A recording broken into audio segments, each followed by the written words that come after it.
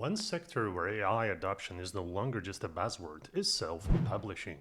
When you order a custom print, a book, a poster, a cookbook, or even a photo album for your family, it's now easier than before because mixam, the industry leader, is now AI powered.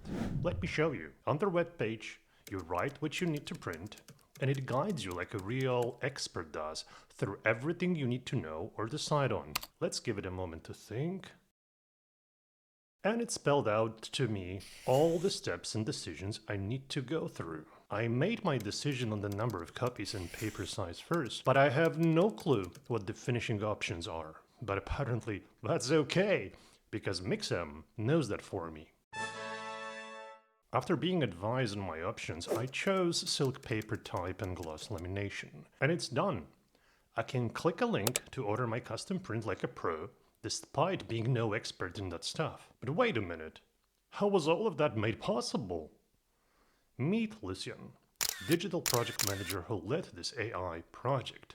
I interviewed Lucian in Sweden to ask about getting AI from vision to useful reality, limitations of low-code, no-code platforms, and, of course, reactions to well-functioning AI by customers and employees. Let's hear what he shared. So my name is Lucian. Currently, I'm a digital product manager for mixam, and I deal with the beautiful side of automation, AI workflows, and all those interesting things that no one seems to understand. The title of one of my favorite books says automating the boring stuff. Really. Which soon everyone, I believe, will need to be versed in. So that's the future. Yes, it is. It is. If you can automate it and save some time, you should do it. Mixam started a few good years back, and at that time it came with a way to pretty much revolutionize how printing is done and how you get a quote for printing. So at that time, we had an automated price calculator, which would give you an instant quote for any sort of product. Naturally, that really pushed the business forward because it was a novelty in the field, in an industry that's highly conservative. You also got to deal with clients that don't really know much about printing or design or graphic arts in general. So that's where our core focus came. And that's the opportunity for AI. Exactly. Yes, because it means dealing with with customers that just have an idea and they want to print it, and they don't necessarily know what paper is or what CMYK and all that jargon is. Your customers really just want to put something out. They don't want to spend more time reading a long article. They just need a short answer. Mm-hmm. So, the advancement of AI made that more accessible. But it still started as a vision first. It did indeed. I think it was done quite gradually. In the first instance, we started small, just to test the waters, just basically have the AI able to maybe search knowledge-based pages for you and give you the relevant article, mm-hmm. Or if you just need to know one thing from a long article, it will find that one thing for you and save you some time.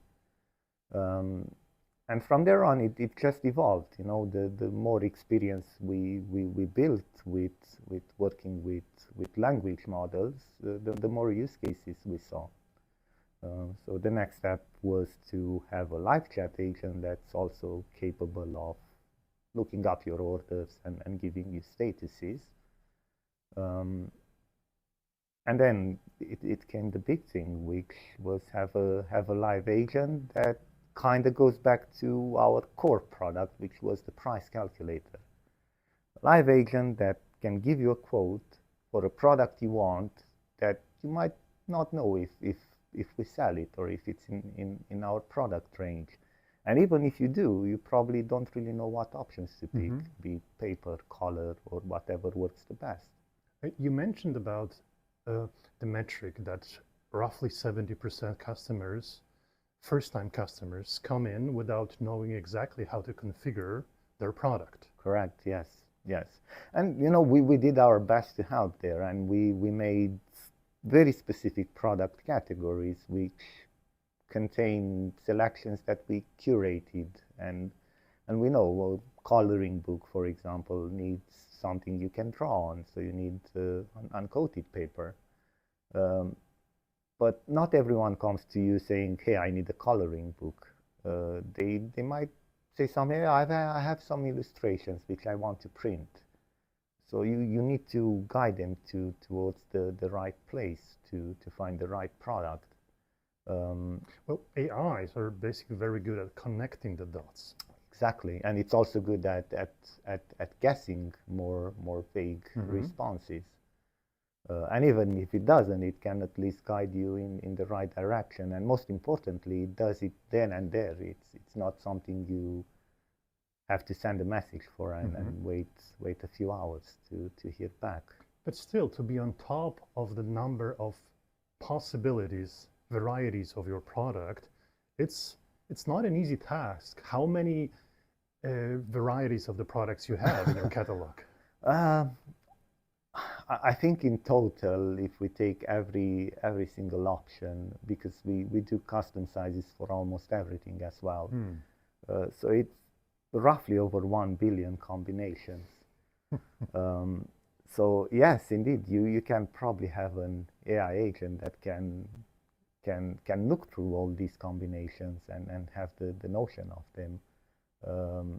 But you can't really do it out of the box without making sure that your AI agent knows what each option is and it creates it exactly and precisely to how it needs to be configured for our system.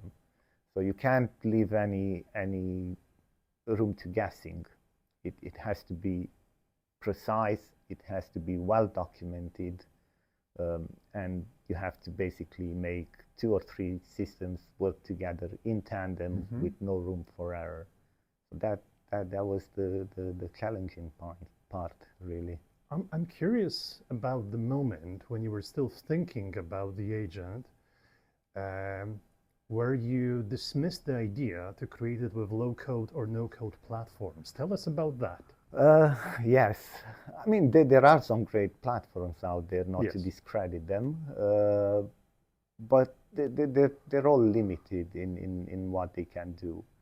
I mean, naturally, if I wanted just a simple chat agent, it would be something we could probably build internally, or use a third-party service that specializes in this. But due to the complexity of this workflow and the many other workflows which it contains, it was clear from the beginning that it requires a specialist approach. Our core business is to sell print and to create a good UX for selling print. It's not to work with large language models or devise complex workflows for large language models. So it's important to be grounded and know what you can do, and when it's something you can't really do yourself, it never hurts seeking help and doing it right from the beginning. Correct. What struck me first when you connected with vStorm is I realize how well defined the project is and how mature the thinking behind the agent is. Again, I think what helped is just taking it in steps. Doing the easy things and the small things internally, which helped us as well learn a lot about how language models work and what they're realistically capable to do. But knowing where you are and where the company is, with existing capabilities. What persuaded you, what convinced you that vStorm is going to be good for the job? It's very easy to get to companies or individuals that try to oversell things to you. But what really convinced me the most is from our first conversations and the first approach. You guys kind of spoke the same language we did. It wasn't just yes we can do it. It was yes we can do it because XYZ, because we know this, we know this, we know this. Tell me about the moment when you realized that, oh, this vision actually turns into a reality. It's going to work. When was that moment? I believe it was probably after our first big workshop. Uh-huh. Because at that time, I myself didn't really see the exact full picture of how this is achievable. I knew it was achievable, but of course I didn't have the experience to see all the bricks behind the wall, really. And it was at that time when we saw exactly how this whole workflow is being built and how we'll do this, strict training validation, so to put it, where your agent or your employee follows a guidebook to the line and it doesn't make mistakes. So that's where I said, okay, we've got it now. It's doable. It's workable. And then probably the second time was when we had the very first proof of concept working, which it did exactly what I needed it to do. It give me a quote from something very vague, starting with I want a book and ending, okay, well, here's how much it costs. And yeah, that's when we realized, yes, this is successful. This is doable. Do you remember first reactions coming from the customer success team? Yes, I do. What is it that they shared with you? I do. They were very impressed, and naturally they joked about it as well, saying, okay. Because previously they were on the front helping customers, Correct. making them their options, right? Correct. Yes. And now there's this thing that is so capable that can step into their role. So what was the reaction at that point? Well, they I think they looked at AI a bit more positively than I did. I knew it's prone to errors and so on, and naturally you don't want your customers to be misinformed or get the wrong information. But seeing how positive they took it, because it really helps them, day in, day out. It takes all the repetitive questions from them, and they actually get to focus on the important thing, where customers actually need help.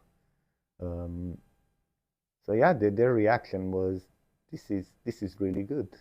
So you have this functionality that it serves like an engine, right? And it's not a question about what's to come, because that's confidential, I get it. But how do you see it now? How does it evolve over time in your mind from this limited vision? It was still broad, but limited to one scope of use. How does it grow over time now, seeing what this thing is capable of? We have an engine, so now we can build a car around it. And that's exactly what we want to do. It's really just the beginning. From here on, there are countless options to build a strong user experience, a beautiful user interface. Get it to interact with other complex parts of our system. And God knows it is a complex system. And it does a good job trying to make customers' journey a bit better. And this is a case where AI comes to assist, not to replace That's what everyone needs to keep in mind. It's supposed to make your life easier, not to replace what you're doing. If it can save you even 5 minutes, that's 5 extra minutes. You get to do something else. So just to wrap it up, tell us about the hilarious moments, because I remember one of the comments from your team that previously handled those questions. What should I choose as a paper type? They handled that manually. One of them shared with you that it's working magically, right? It's magical. But what else they shared with you, and what kind of reactions you saw on the customer's side? Yes, well, the team, as I said, they were funny about it. They tried it, they liked it, they were impressed, and they make jokes such as, "Oh, I'll just go get my coat now. I'm no longer needed," which of course it's not warranted, but it's all fun. That was a joke. Correct. And as it happens, you know, they deal with this type of customer questions day in, day out, so they knew exactly what to ask, because they could just mimic conversations they've encountered before, and seeing that it handles this so well, of course they were happy. And when it comes to customers, you know, they tend to be very appreciative when they use it and it works as it needs to work, and it saves them the time. There were cases where they got the product configured in a way which they weren't probably aware that it's actually possible. They didn't really know that these specific options on a product would be what they need, or that they even exist there. So when you think of other project managers that are yet to go through the same journey as you did, what would be the number one thing that you would advise them to do? Definitely prepare ahead as much as you can. It's important to, one, understand what you actually expect from this project. Stay grounded. It's good to be optimistic and think that, you know, everything is achievable, which it is, but you still have to stay realistic and ask yourself, okay, if it's achievable. Secondly, definitely make sure that your own backend is prepared to handle this new, highly, I would say even experimental type of workflow. It's a two-way road. You know, an agent has to communicate back to something. So it has to go without any traffic jams, without any potholes. It needs to be nice and smooth.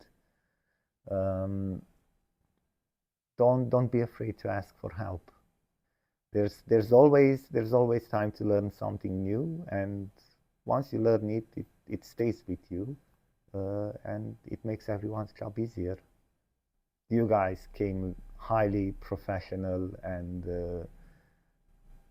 even in cases where we didn't really know what we wanted, it happens. You can't be aware of every single thing. You really helped fill in the gaps.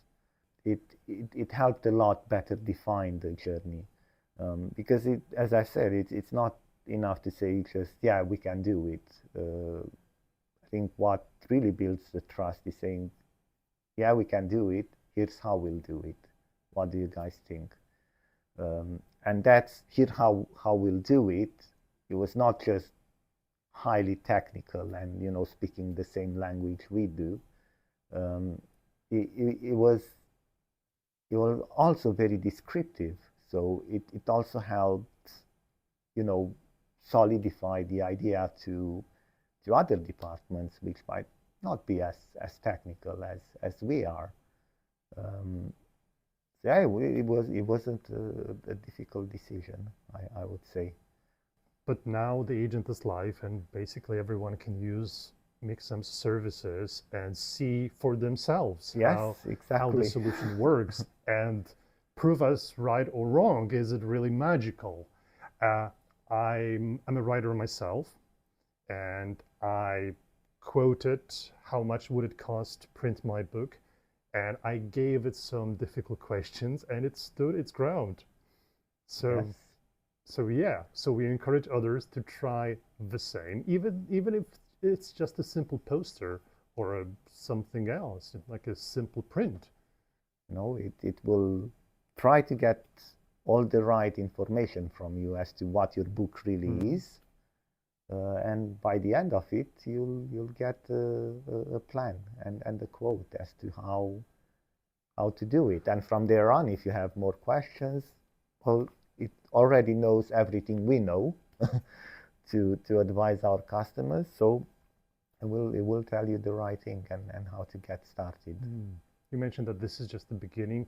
Knowing a glimpses of what's to come, I cannot wait to see the future. So Yeah, thanks for sharing the story with us, and I hope it will be at least helpful for those that are beginning the same journey and the same process of transforming business to embrace AIs in a meaningful way.